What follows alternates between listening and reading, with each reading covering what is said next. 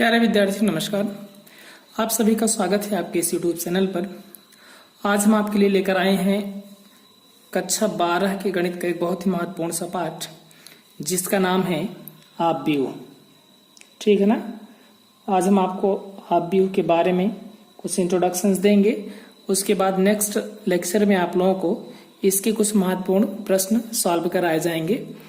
आव्यूह जिसको इंग्लिश में कहते हैं मैट्रिसेस। ठीक है ना। तो सबसे पहले इसी आव्यूह की परिभाषा समझ लेते हैं। ये mn संख्याओं का एक ऐसा निकाय होता है जिसमें m पंक्तियां होंगी और n स्तंभ होंगे। n संख्याएं व्यवस्थित क्रम में रख दी जाएंगी। तो ये जो सिस्टम तैयार होगा उसी को हम लोग बोलेंगे आव्यूह। जैसे मान लेते हैं a11 पहला अवयव है, दूसरा a12 पहली पंक्ति का, दूसरे स्तंभ का अवयव है a12, a13 ऐसे ऐसे a1n। ठीक है, ये हो गया। फिर ऐसे ही a21 दूसरी पंक्ति के पहले स्तंभ का ये अवयव है। a21 का मतलब दूसरी पंक्ति है, पहला स्तंभ है। a22 का मतलब दूसरी पंक्ति है, दूसरा स्तंभ है। दूसरी पंक्ति दूसरा स्तंभ। ठीक है, a23 and so on a2n। ऐसे ऐसे हम लोग रखते हुए चले आएंगे और लास्ट में m लाना है। m 36 पंक्तियां बनानी है। तो ये हो जाएगा am1 am2 am3 and so on amn। ठीक है, तो यही जो mn संख्याओं का एक ऐसा निकाय है जिसमें m पंक्तियां हैं। ठीक है, पहली पंक्ति दूसरी पंक्ति ऐसे ऐसे यमवी पंक्ति और n स्तंभ है, पहला स्तंभ दूसरा स्तंभ तीसरा स्तंभ ऐसे ऐसे कितने स्तंभ हैं? n स्तंभ हैं। तो यही m पंक्तियों और n स्तंभों को मिलाने से जो हमें व्यवस्था प्राप्त होगी, जो निकाय प्राप्त होगा उसी को हम लोग आव्यूह कहेंगे। और जितने पंक्ति और स्तंभ होंगे उन्हीं के दोनों को गुणा करा देना है, उसी को हम लोग आव्यूह का क्रम कहते हैं या कोटि कहते हैं। आव्यूह का क्रम कहते हैं या फिर क्या कहते हैं, कोटि कहते हैं। जैसे इसमें यम पंक्तियां थी और n स्तंभ थे तो यम क्रॉस n जो होगा ये हो जाएगा आव्यूह का कोट। ठीक है ना। आव्यूह की कोट या आव्यूह का क्रम होता है और इन्हीं दोनों को गुणा कराने के बाद जो हमें मिलेगा वो हो जाते हैं आव्यूह के अंदर जितने एलिमेंट्स रहते हैं, मतलब आव्यूह के अवयव कहलाते हैं। ठीक है ना। उसके बाद इसके अंदर जितने भी एलिमेंट्स लिखे हैं वो सभी आव्यूह के अवयव हैं या आव्यूह के तत्व भी कहते हैं। उसके बाद आप लोग आइए आगे देखते हैं हम लोग। ये है आपका नेक्स्ट थिंग है आव्यूह के भेद। आव्यूह के भेद, टाइप्स ऑफ मैट्रिसेस। ठीक है ना। तो इसमें पहला प्रकार आपका आता है, पहला भेद है आपका क्षैतिज आव्यूह। ठीक है, क्षैतिज आव्यूह। ठीक है ना। क्षैतिज आव्यूह ये इसको कहते हैं हॉरिजॉन्टल मैट्रिक्स। ठीक है, मैट्रिक्स का मतलब एक वचन है, मैट्रिसेस बहुवचन होता है। तो मैट्रिक्स देखते हैं क्षैतिज आव्यूह हम लोग क्या है। ये ऐसा आव्यूह है जिसमें पंक्तियों की संख्या जो है स्तंभों की संख्या से कम होती है, उसको हम लोग कहते हैं क्षैतिज आव्यूह। कहने का मतलब ये है जिसमें पंक्तियां कम होंगी, पंक्ति छोटी होगी किससे? स्तंभ से। या दूसरे शब्दों में कह सकते हैं स्तंभ की संख्या ज्यादा होगी, पंक्तियों की संख्या कम होगी। तो इसी प्रकार का जो आव्यूह होगा हम लोग उसको क्या बोलेंगे? क्षैतिज आव्यूह कहेंगे। जैसे यहाँ पे हम कुछ भी लिख सकते हैं, जैसे मान लेते हैं 2 3 4 5 6 एंड 7।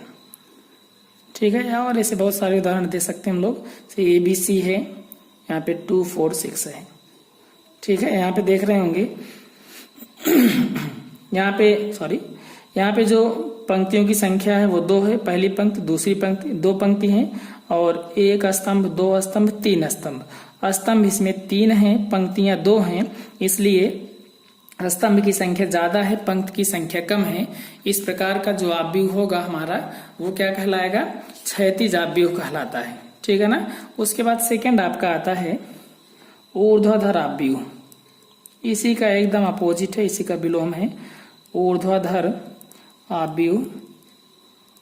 ऊर्ध्वाधर आव्यूह को अंग्रेजी में कहते हैं वर्टिकल मैट्रिक्स। ठीक है ना। वर्टिकल मैट्रिक्स, वर्टिकल मैट्रिक्स इसी का एकदम अपोजिट है। कहने का मतलब ये है एक ऐसा अवयव जिसमें पंक्तियों की जो संख्या है वो ज्यादा होगी जबकि स्तंभों की संख्या क्या होगी, कम होगी। इस प्रकार का जो अवयव होगा आपका वो क्या कहलाएगा, ऊर्ध्वाधर अवयव कहलाता है। ठीक है ना। तो जैसे आइए समझ लेते हैं ये कुछ इस टाइप से, जैसे 2 4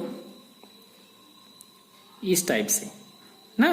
जैसे देख रहे होंगे पंक्ति, एक पंक्ति, दो पंक्तियां हैं और स्तंभों की संख्या एक है, या और सारे उदाहरण ले सकते हैं। इसे मान लीजिए 2 4 6 एंड 3 4 5 इस टाइप से कुछ पंक्तियों की संख्या 3 है जबकि स्तंभों की संख्या केवल 2 है। ठीक है ना। इस टाइप के जो भी अवयव बनेंगे वो आपके कहलाएंगे ऊर्ध्वाधर अवयव। ठीक है ना। उसके बाद आपका आता है थर्ड नंबर वर्ग अवयव, वर्ग अवयव। ठीक है। वर्ग अवयव को इंग्लिश में कहते हैं स्क्वायर मैट्रिक्स। स्क्वायर मैट्रिक्स आइए देखते हैं बच्चों क्या होता है। स्क्वायर मैट्रिक्स है जिसमें पंक्तियों की संख्या स्तंभों की संख्या के बराबर हो जाएगी, यानी कि पंक्ति बराबर किसके हो जाएगा, स्तंभ के। तो इस प्रकार का जो अवयव होगा आपका वो क्या कहलाएगा, वर्ग अवयव कहलाएगा। जैसे हम लोग यहाँ पे एग्जांपल्स दे सकते हैं, जैसे 2 4 3 5 ये हो गया दो, इसमें पंक्तियों की संख्या 2 है और स्तंभों की संख्या भी 2 है, तो ये हो जाएगा वर्ग अवयव। ऐसे और उदाहरण ले सकते हैं 2 3 5 4 3 2 5 1 4। ठीक है। ये 3 क्रॉस 3 का अवयव है और ये कितने का है, पंक्तियों की संख्या 2, स्तंभों की संख्या भी 2, तो ये है 2 क्रॉस 2 का अवयव। इतना क्लियर है। ये आगे चलते हैं। नेक्स्ट आपका है चौथा नंबर है आपका पंक्ति अवयव।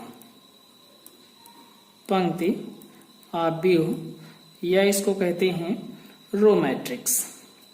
क्या कहते हैं, रो मैट्रिक्स। ये कैसी मैट्रिक्स है, ये एक ऐसा अवयव है जिसमें पंक्तियों की जो संख्या है वो केवल एक होती है। कहने का मतलब केवल एक पंक्ति जिसमें होगी उसको हम लोग क्या बोलेंगे, केवल एक पंक्ति होगी, पंक्ति की जो संख्या है वो केवल और केवल एक होगी। ठीक है। एक ही पंक्ति हो सकती है, इससे ज्यादा पंक्ति नहीं हो सकती, तो उसको हम लोग बोलेंगे कौन सा अवयव, पंक्ति अवयव। स्तंभों की संख्या 1 2 3 4 5 कितना भी हो सकती है। ठीक है। तो जैसे यहाँ पे हम लोग एग्जांपल्स ले सकते हैं 2 3 5, यहाँ पे देख रहे होंगे एक पंक्ति है, या ऐसे कुछ भी लिख सकते हैं ABCD। ठीक है ना। इस टाइप के जो भी अवयव बनेंगे वो आपके हो जाएंगे पंक्ति अवयव। आगे चलते हैं। पांचवा है आपका, 5th नंबर है स्तंभ अवयव। स्तंभ अवयव, स्तंभ अवयव को हम लोग कहते हैं column matrix. Column matrix clear है ना। तो स्तंभ अवयव एकदम उसी पंक्ति अवयव के जैसा ही है, उसमें पंक्तियों की संख्या 1 थी और यहाँ पे किसकी संख्या 1 होगी, स्तंभों की संख्या 1 होगी। तो जैसे यहाँ पे हम लिख सकते हैं ऐसा अवयव जिसमें स्तंभ की संख्या केवल 1 होती है। ठीक है। उसको हम लोग क्या कहते हैं, स्तंभ अवयव कहते हैं। पंक्तियों की संख्या कुछ भी हो सकती है। जैसे एग्जाम्पल के तौर पे हम लोग यहाँ पे देखना चाहें 2 3, एक स्तंभ है, पंक्तियों की संख्या 2 है, तो इसको हम लोग बोल देंगे स्तंभ अवयव। ठीक है। या और बहुत सारे उदाहरण ले सकते हैं ABC, इस टाइप के जो भी अवयव बनेंगे वो आपके हो जाएंगे क्या, स्तंभ अवयव। ठीक है ना। नेक्स्ट आपका आता है 6 है आपका शून्य अवयव। शून्य अवयव या इसको कहते हैं जीरो मैट्रिक्स। ठीक है ना। जीरो मैट्रिक्स है। जीरो मैट्रिक्स देखिए क्या है, नाम से ही स्पष्ट है। शून्य अवयव का मतलब है कोई ऐसा अवयव जिसके प्रत्येक एलिमेंट्स क्या हो, शून्य हो, तो उसको हम लोग शून्य अवयव कहते हैं। जैसे यहाँ पे हम दिखा सकते हैं 0 0 0 0। ठीक है। या कुछ भी ऐसा 0 0 इस टाइप से। ठीक है। या फिर ऐसा कुछ भी 0 0 0, इस टाइप के जो भी अवयव होंगे शून्य अवयव होंगे। कहने का मतलब ऐसा अवयव जिसके प्रत्येक अवयव क्या होते हैं, शून्य होते हैं। हर जगह शून्य जिसमें लिखा रहेगा उसको हम लोग क्या कहते हैं, शून्य अवयव कहते हैं। नेक्स्ट आपका बहुत ही महत्वपूर्ण है, इसको हम लोग इनवर्स निकालने में प्रयोग करते हैं, या बहुत सारे प्रश्नों में भी यूज किया गया इसका, तो इसको आप लोग समझिएगा। इकाई का तत्समक अवयव, इकाई का तत्समक अवयव, ठीक है। आइडेंटिटी मैट्रिक्स इसको बोलते हैं, क्या बोलते हैं, आइडेंटिटी मैट्रिक्स, आइडेंटिटी मैट्रिक्स। आइए समझ लेते हैं क्या है। आइडेंटिटी मैट्रिक्स एक ऐसा मैट्रिक्स है जिसमें केवल मुख्य विकर्ण जो इसका होता है वो 1 होगा, बाकी जो सभी अवयव होंगे वो 0 होंगे। जैसे यहाँ हम आपको समझाने का प्रयास करते हैं, से 1 0 0 ना, हर जगह शून्य होगा, केवल जो मुख्य विकर्ण होगा वहीं पे 1 लिखा हुआ मिलेगा। जैसे यहाँ पे 1 लिख देना है, उसके बाद 0 0 1, इस टाइप से ना, कोई ऐसा अवयव जिसके जो मुख्य विकर्ण होंगे, मुख्य विकर्ण का मतलब आप लोग समझ रहे होंगे, ये जो होता है वो मुख्य विकर्ण होता है। उसके मुख्य विकर्ण पर 1 लिखा हो, बाकी सब जगह क्या लिखा हो, 0 हो, तो उस प्रकार का जो अवयव होगा वो तत्समक अवयव कहलाता है। ये तो 3x3 का हो गया। ऐसे हम लोग और एग्जाम्पल दे सकते हैं आपको, 2x2 में भी 1 0 0 1। इसका मुख्य विकर्ण देख रहे होंगे, मुख्य विकर्ण कितना है, 1 1 है। मुख्य विकर्ण के प्रत्येक एलिमेंट 1 1 है, बाकी जो सभी एलिमेंट्स हैं वो क्या है, 0 है। तो इस प्रकार का जो अवयव होगा वो कहलाएगा आपका क्या, इकाई का तत्समक अवयव, ठीक है ना। नेक्स्ट आपका आता है 8वां है आपका विकर्ण अवयव। कैसा अवयव है, विकर्ण अवयव। विकर्ण अवयव को हम लोग बोलते हैं डायगोनल मैट्रिक्स, डायगोनल मैट्रिक्स। ये कैसा अवयव है, ये कैसा अवयव होता है, एक ऐसा वर्ग अवयव होता है जिसमें मुख्य विकर्ण के जो तत्व होंगे उन्हीं को छोड़ करके शेष सभी तत्व शून्य होंगे। मुख्य विकर्ण के तत्व कुछ भी हो सकते हैं। सबसे पहली कंडीशन है इसमें, जो अवयव होगा वो वर्ग अवयव होगा ना, और मुख्य विकर्ण में कुछ भी लिख देना है। जैसे यहाँ पे 4 3 लिख देना, बाकी सब जगह क्या लिख देंगे, 0 लिख देंगे। ये 2x2 का वर्ग अवयव है, इसके मुख्य विकर्ण में कुछ लिखा गया है, इसके अलावा हर जगह क्या लिखा है, 0 लिखा है। तो इस प्रकार का जो अवयव होगा वो आपका क्या कहलाता है, क्या कहलाएगा, वो आपका कहलाएगा विकर्ण अवयव। जैसे ये तो 2x2 का हो गया वर्ग अवयव, ऐसे यहाँ पे हम लोग 3x3 का भी ले सकते हैं। 3x3 में मुख्य विकर्ण में कुछ लिख देना है, मुख्य विकर्ण में यहाँ पे जैसे 2 4 6 लिख देते हैं, बाकी सब जगह क्या लिख देंगे, बाकी सब जगह 0 लिख देंगे। तो इस प्रकार का जो अवयव होगा वो क्या कहलाएगा, क्या कहलाता है, विकर्ण अवयव कहलाता है, ठीक है ना। कहने का मतलब ये है, ऐसा वर्ग अवयव जिसमें मुख्य विकर्ण के तत्वों को छोड़कर शेष सभी तत्व क्या होते हैं, शून्य होते हैं। इस प्रकार के वर्ग अवयव को हम लोग क्या कहते हैं, विकर्ण अवयव कहते हैं, ठीक है ना। नेक्स्ट आपका आता है अदिश अवयव। अदिश अवयव, अदिश अवयव या इसको इंग्लिश में कहते हैं स्केलर मैट्रिक्स, ठीक है। स्केलर मैट्रिक्स क्या है, ये एक ऐसा अवयव होता है, ये भी वर्ग अवयव ही होगा, लेकिन यहाँ पे जैसे बराबर अवयव नहीं थे, कोई भी एलिमेंट्स हो सकते थे, कोई भी गिनतियां ABCD में कुछ भी लिख सकते थे हम लोग। तो यहाँ पे थोड़ा सा चेंजिंग है। ये क्या होता है, जरा इसको समझने का प्रयास करते हैं। एकदम विकर्ण अवयव के जैसा ही है, उसी थोड़ा सा स्पेशल केस है ना।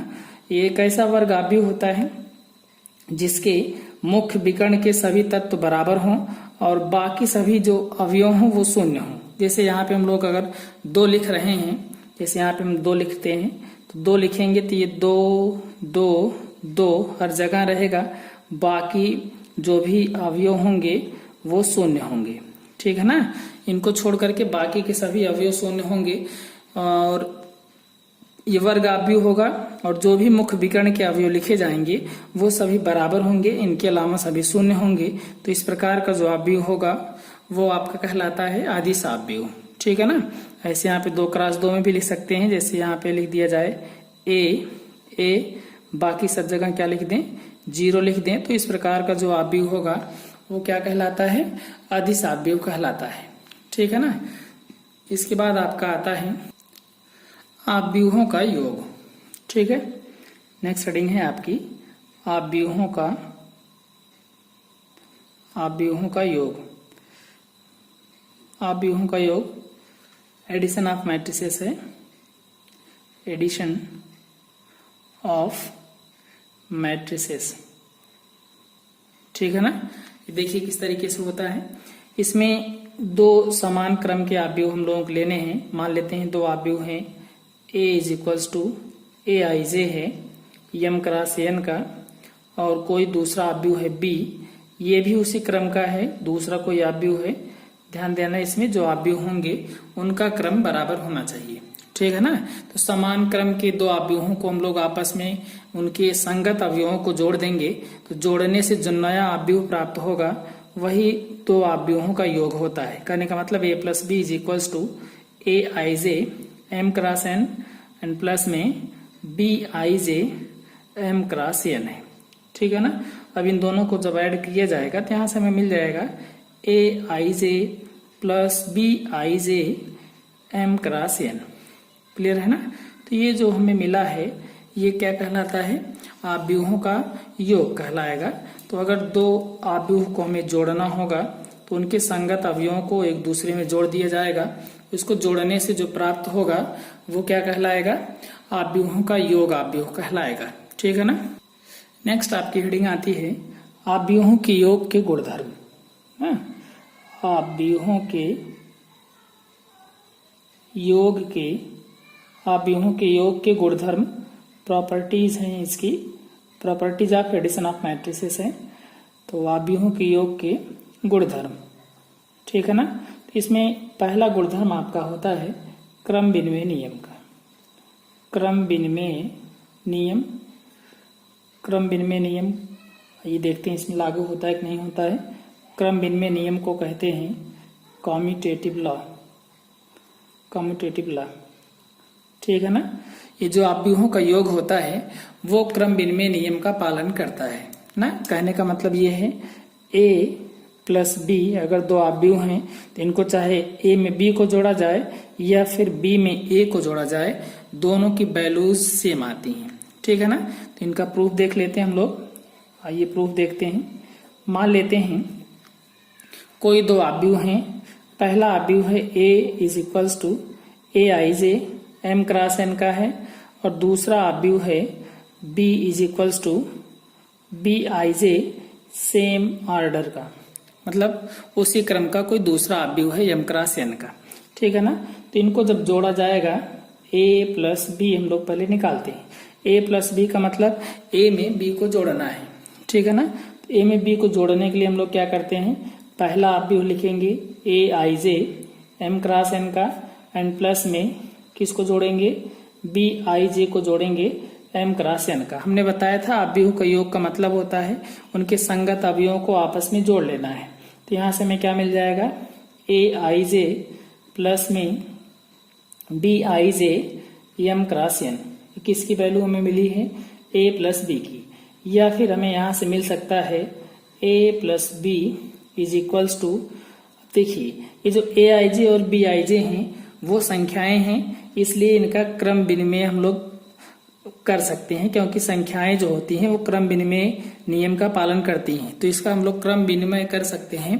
तो क्रम विनिमय का मतलब क्रम परिवर्तन करना है। तो AIJ प्लस BIJ जो लिखा है इसको हम लोग क्या लिख सकते हैं, BIJ प्लस में AIJ m क्रॉस n।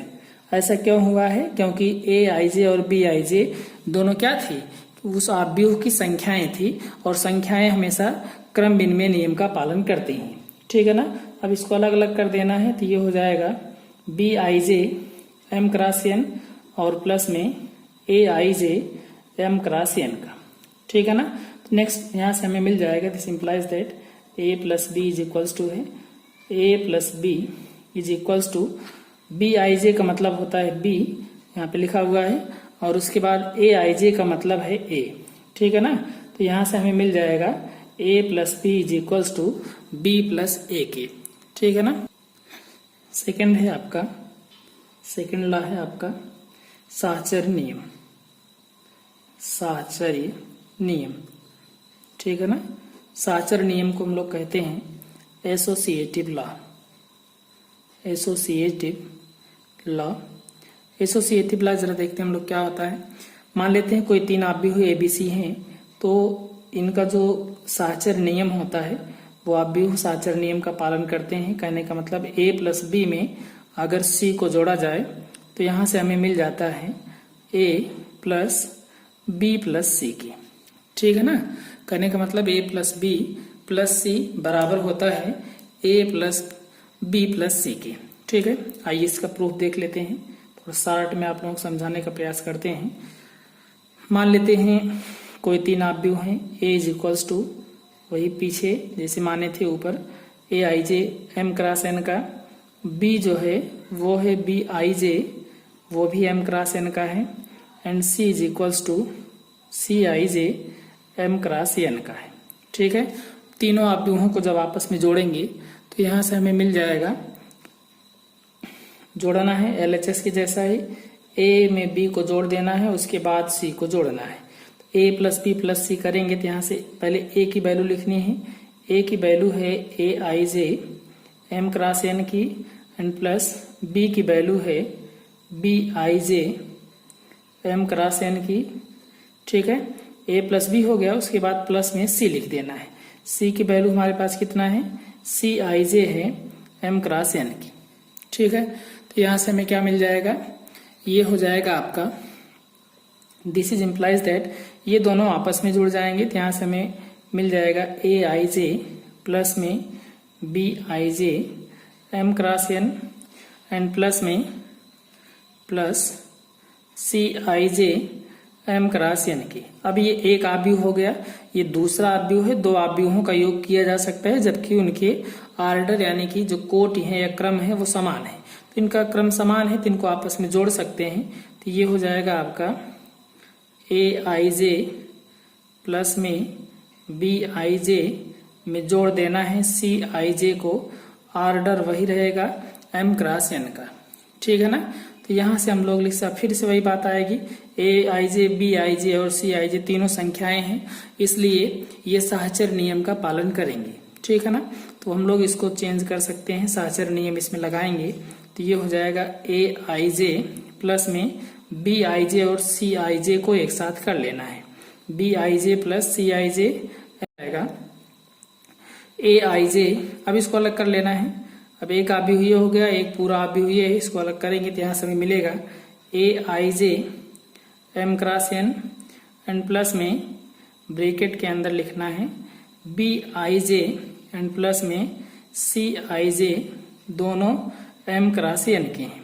अब इसको हम लोग अलग कर सकते हैं। यहाँ से पहले लिख देते हैं क्या था ये है आपका A plus B plus C, same ऐसे ही यहाँ पे हो जाएगा A plus B plus C है। ठीक है। This implies that A plus B plus C is equals to a I j का मतलब ए है, एंड प्लस में यहाँ से हो जाएगा आपका बी आई जे और सी आई जे दोनों को अलग अलग करेंगे तो ये हो जाएगा बी एंड प्लस में सी। ठीक है। क्या मिल गया, A plus B plus C is equals to A plus B plus C की, जो कि साहचर्य नियम है, ये हमें प्रूव करना था। तो यहाँ से हमने देखा जो आव्यूहों का योग होता है वो क्रम विनिमय नियम और साहचर्य नियम दोनों का पालन करता है। ठीक है ना। तो इतना आप लोग पढ़िएगा, उसके बाद नेक्स्ट लेक्चर में आप लोगों को और गुणधर्म योग के बताए जाएंगे, और साथ ही साथ आव्यूहों का अंतर और गुणनफल भी बताया जाएगा, और उस पर बेस्ड कुछ महत्वपूर्ण क्वेश्चंस भी आप लोगों को सॉल्व कराए जाएंगे। इतना आप लोग इसको पढ़ें, और साथ ही साथ अन्य विद्यार्थियों के पास भी इसको पहुंचाएं, जिससे अधिक से अधिक विद्यार्थी लाभान्वित हो सकें। धन्यवाद।